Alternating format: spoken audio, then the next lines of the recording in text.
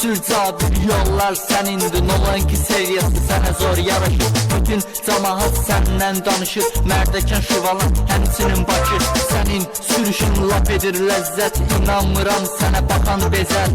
Sənsiz olmasın heç bir yol, boş küçələrdə elə sağsal.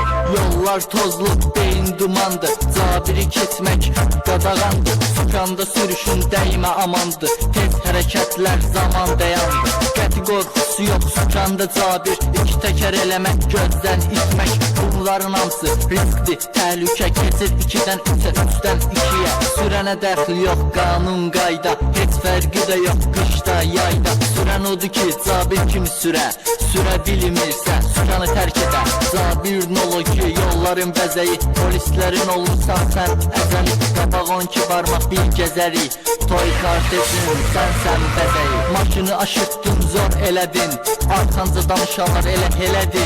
Polisdən qaçdın, zor elədin, tutulsaydı maşın ərdən gedəcəkdi. İtin adı olmur, it elə itdi, sürüşlə bir anlıq gözdən itdi. Belə dokunuz zor, markan yekdi, səni bəyənməyənlər elə itdi. Qanunlar yazdı pozulmağa, bu söz sənə çox deyilir. 92-12 Belqrağa saxla. Sürməyə varsan saxlamağa, yox səni görən deyir gəlir avtor. Maşın açsa da bir neçə dəfə, açdıqca bizə minir hər dəfə.